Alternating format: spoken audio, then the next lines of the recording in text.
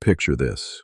You're scrolling through social media and see someone expressing a political view that makes your blood boil. Your immediate reaction, pure disgust. You think, how can anyone be so ignorant? But what if I told you that this intense emotional reaction reveals something profound about your own hidden darkness? Something Carl Jung called your shadow. Here's the unsettling truth most people never realize. The traits you despise most in others are often the very qualities you've buried deepest within yourself. And until you face this hidden part of your psyche, you'll remain trapped in cycles of projection, self-sabotage, and unconscious behavior that controls your life from the shadows. But here's what's fascinating, and what Jung discovered through decades of working with patients. There are specific, unmistakable signs that appear when someone finally breaks free from their shadow's grip. By the end of this video, you'll discover these 7 revolutionary indicators that most people miss entirely. And the final insight? It might just transform how you see yourself forever. Before we dive into the signs of shadow integration, you need to understand why most self-help approaches fail miserably at addressing this deep psychological reality. Modern psychology often treats symptoms while ignoring the shadow entirely. You're told to think positive, practice gratitude, or simply choose happiness. But Jung understood something most therapists miss. You cannot heal what you refuse to feel. You cannot integrate what you continue to deny. Here's a disturbing example from Jung's own case studies. A patient came to him, a respected minister known throughout his community for kindness and moral virtue. Yet this man was plagued by violent dreams and inexplicable rage attacks that left him terrified of himself.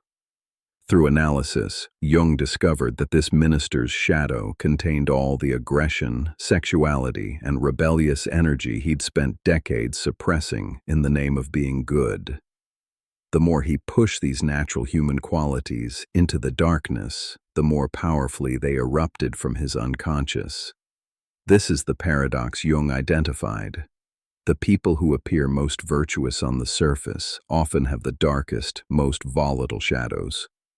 Why? Because they've rejected so much of their natural humanity that their unconscious has become a pressure cooker of repressed energy.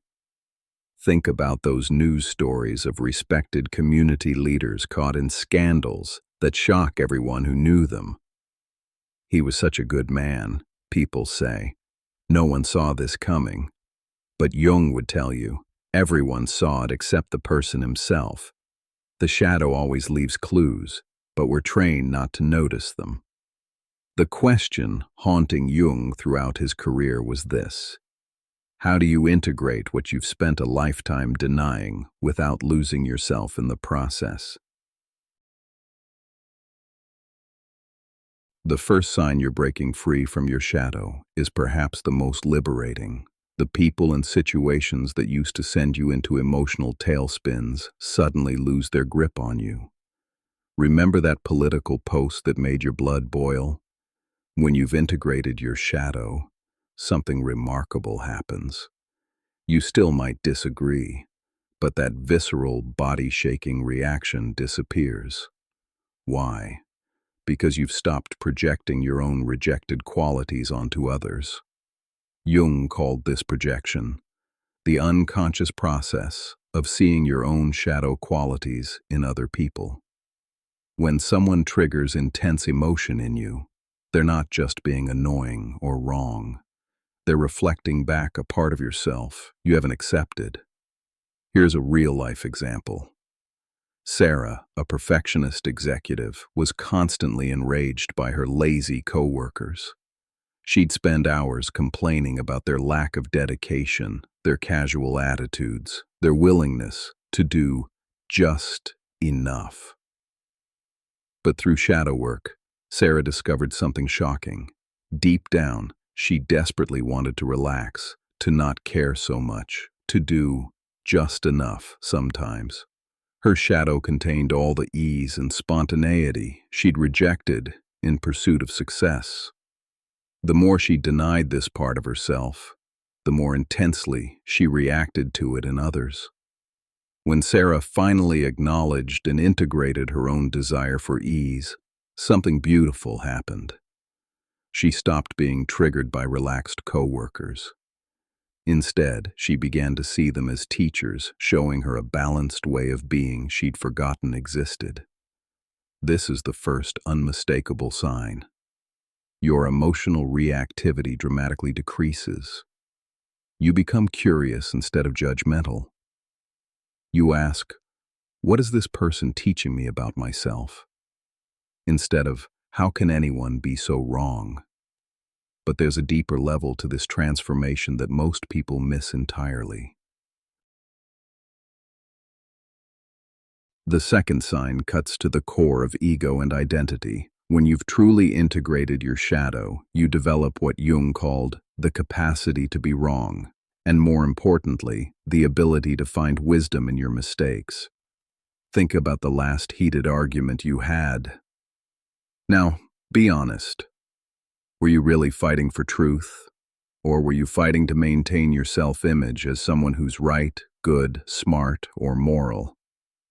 Most arguments aren't actually about the topic being discussed. They're shadow battles, unconscious fights to maintain the persona while rejecting whatever the other person represents about your hidden qualities. Jung worked with a brilliant professor who prided himself on intellectual superiority. This man couldn't tolerate being wrong about anything, no matter how trivial. He'd argue passionately about movie plots, restaurant recommendations, or the weather forecast. His need to be right was destroying his relationships. Through analysis, Jung helped him discover what his shadow contained, a deep terror of being seen as stupid, average, or ordinary. His intellectual arrogance was compensation for a rejected part of himself that felt inadequate and confused. When this professor finally integrated his shadow, something revolutionary happened. He began saying things like, I could be wrong about this, or, that's an interesting perspective I hadn't considered. His relationships transformed because people finally felt safe disagreeing with him. This is what shadow integration looks like. You become more interested in understanding than in being understood. You're curious about different viewpoints because you've accepted the complexity and contradictions within yourself. But here's where it gets really interesting, and where the third sign emerges. The third sign of shadow integration is perhaps the most unexpected, a sudden surge in creative energy and authentic self-expression. Here's what most people don't realize. Creativity doesn't come from your good qualities. It comes from the raw, unfiltered energy of everything you've tried to suppress. Your shadow contains not just your darkness, but your wild vitality, your authentic passion, your unique voice that you've learned to silence. Jung himself experienced this during his famous confrontation with his own unconscious, a period he later called his creative illness. When he stopped fighting his inner chaos and began dialoguing with it through active imagination, he produced some of his most groundbreaking work. Consider this. Every great artist, writer, or innovator had to access their shadow to create something truly original. They had to embrace the parts of themselves that society labeled as too much, inappropriate, or weird. Take Maya Angelou, who transformed her trauma and shadow experiences into poetry that touched millions. Or Johnny Cash, whose music became most powerful when he embraced his darkness rather than hiding it. They didn't become great despite their shadows. They became great because of their willingness to integrate them. When you stop expending massive amounts of energy suppressing parts of yourself, that energy becomes available for creation. You might suddenly feel compelled to write, paint, sing, or express yourself in ways you never imagined. People around you will notice. You're more spontaneous, more authentic, more alive. But there's a fourth sign that's even more profound, one that touches the very core of how you relate to others. The fourth sign represents perhaps the deepest transformation, the development of what Jung called genuine compassion, not pity or sympathy, but true understanding born from self-acceptance. When you've faced your own shadow, something remarkable happens in how you see others. You stop dividing the world into good people and bad people because you've discovered that such divisions are illusions. You understand, at a visceral level, that everyone is capable of both light and darkness. Jung once said, "The most terrifying thing is to accept oneself completely."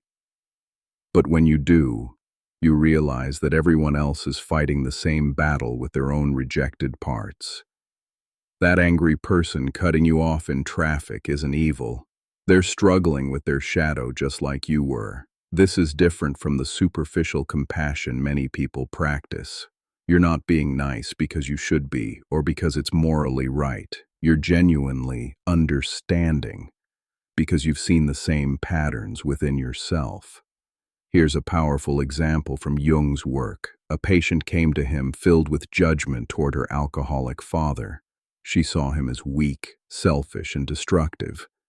Through shadow work, she discovered that her own shadow contained all the chaos, self-indulgence, and abandon she'd rejected in creating her controlled, responsible persona.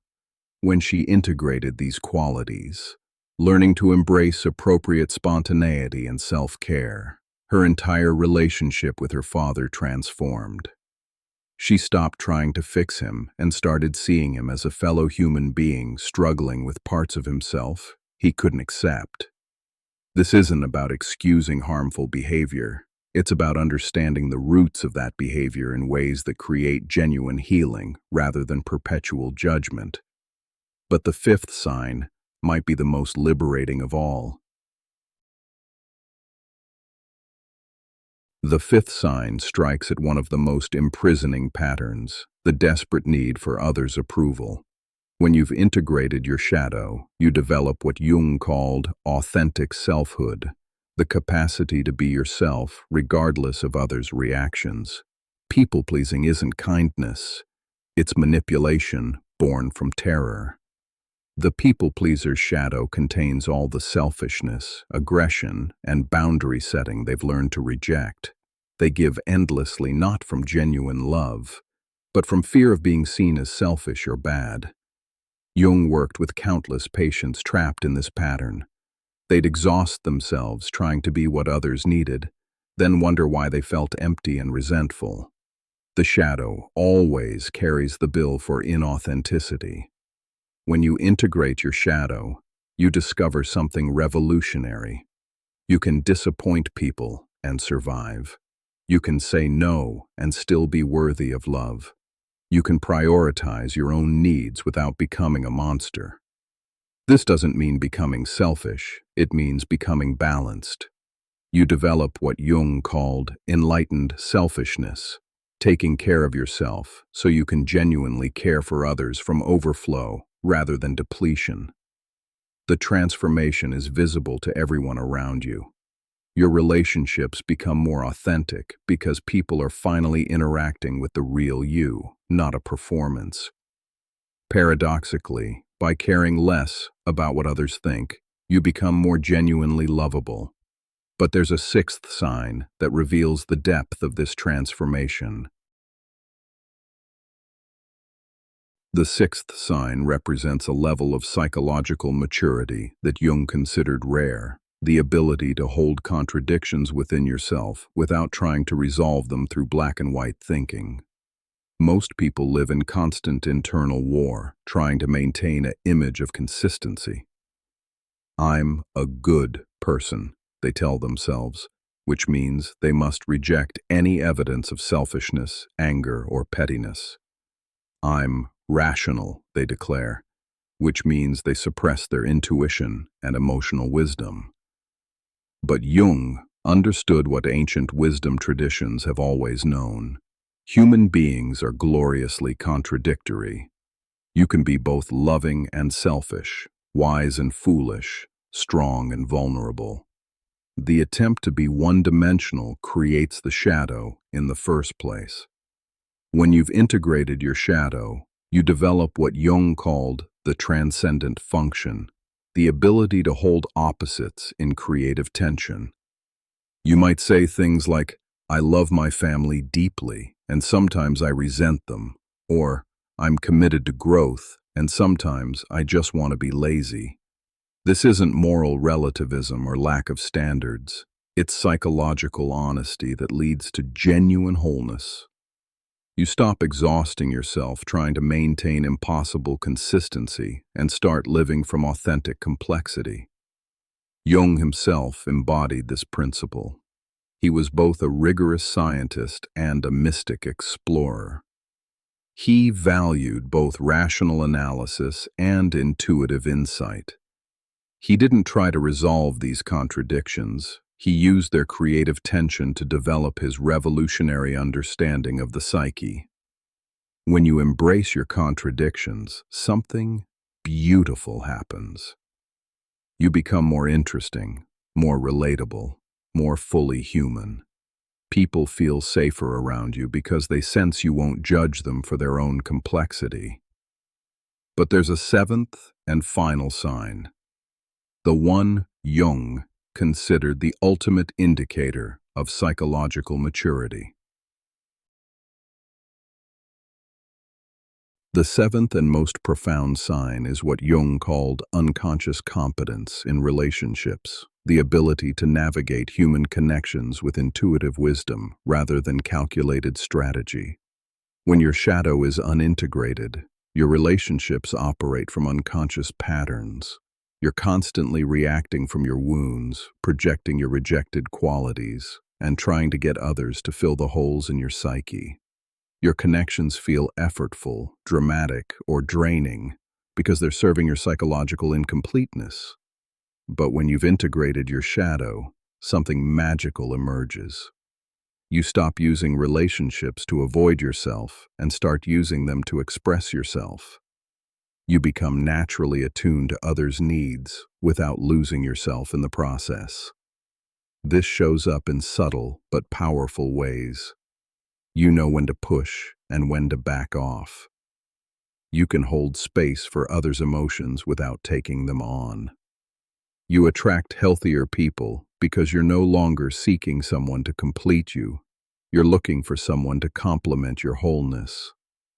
Jung observed this pattern in his most psychologically mature patients. They didn't strategize about relationships. They intuited their way through them.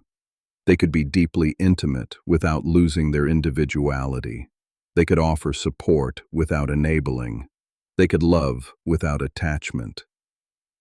Here's the most remarkable part. When you develop this unconscious competence, your relationships become effortless laboratories for continued growth. Instead of triggering your old patterns, challenging interactions become opportunities to practice integration. You stop asking, "Why does this always happen to me?" and start asking, "What is this situation inviting me to integrate next?" Your relationships become mirrors for continued self-discovery rather than sources of unconscious repetition. Now here's where Jung's wisdom becomes truly profound, and where most people misunderstand the entire process of shadow integration. You might think that integrating your shadow means expressing every impulse, acting on every feeling, or abandoning all moral standards. But Jung discovered something far more sophisticated. True integration creates greater choice, not less restraint. When you know your shadow intimately, you develop what Jung called conscious containment. You're aware of your aggressive impulses, but you choose when and how to express them constructively. You acknowledge your selfish desires, but you balance them with genuine care for others. You feel your darker emotions, but you don't let them drive your actions unconsciously. This is the paradox of shadow work. By accepting everything within yourself, you gain the power to choose consciously rather than react unconsciously. You become more moral, not less, because your ethics come from integrated understanding rather than fearful suppression. Jung himself exemplified this principle. He was deeply aware of his capacity for arrogance, manipulation, and grandiosity. But rather than rejecting these qualities, he integrated them consciously. His confidence came from acknowledged grandiosity, tempered by humility. His influence came from understood manipulation, channeled toward healing. The person who has integrated their shadow isn't perfect. They're complete. They don't pretend to be beyond human darkness. They've learned to dance with it consciously. When you integrate your shadow, the transformation extends far beyond your personal experience. Jung understood that psychological healing is contagious. Your wholeness gives others permission to embrace their own complexity. Think about the people in your life who feel most genuine and accepting. Chances are they've done some version of this work. They create space for you to be human, to make mistakes, express difficult emotions, and show your imperfections without judgment. This is what Jung meant when he talked about the healing presence. You don't need to say anything profound or offer advice. Your integrated presence naturally invites others into greater self-acceptance. Your children, if you have them, learn that it's safe to be human. Your friends feel less pressure to perform perfection. Your coworkers experience less judgment and more collaboration. Even strangers sense something different about you, a quality of authenticity that's increasingly rare in our image-obsessed culture. But here's what's most remarkable. As more people integrate their shadows, we begin to heal the collective shadow, the denied darkness that shows up as social problems, political polarization, and cultural conflicts. Jung believed that individual psychological work was the foundation of social healing. You cannot create a healthy society from psychologically fragmented individuals. But as people become whole, they naturally create more conscious, compassionate communities. This is the ultimate meaning of shadow integration. It's not just personal healing, it's participation in the evolution of human consciousness. So here's the question that will determine the trajectory of your life. Will you continue living at the mercy of your unconscious patterns, or will you courageously turn toward the parts of yourself you've been taught to reject? Shadow integration isn't comfortable. It requires you to question everything you've believed about yourself. It demands that you face the reality that you're capable of both transcendence and pettiness, wisdom and foolishness, love and hatred. But here's what Jung discovered through decades of inner work. The treasure you seek is hidden in the cave you're afraid to enter. Your greatest gifts are wrapped in your deepest fears. Your most authentic power emerges from your acknowledged weakness. The signs we've explored today, reduced reactivity, decreased need to be right, explosive creativity, genuine compassion, freedom from people-pleasing, embraced contradictions, and relationship wisdom. These aren't destinations. They're ongoing expressions of an integrated life. Every day offers new opportunities to notice your projections, embrace your contradictions, and choose consciousness over reactivity. Every challenging person is a mirror. Every trigger is a teacher. Every moment of authentic self-expression is an act of rebellion against the forces that would keep you small and divided. Jung once said, "Your vision becomes clear when you look into your heart. Who looks outside dreams. Who looks inside awakens." The question isn't whether you have a shadow, you do. The question is whether you'll have the courage to turn toward it with curiosity rather than judgment, with integration rather than rejection. Your wholeness is waiting in the darkness you've been avoiding. Your authentic power is hidden in the qualities you've learned to deny. Your greatest contribution to the world will come from the parts of yourself you've been afraid to show. The journey into your shadow isn't easy, but it's the most important work you'll ever do. Because on the other side of your rejected self lies the person you were always meant to become. Not perfect, but complete. Not flawless, but whole. Not beyond human darkness, but consciously dancing with it. Will you accept the invitation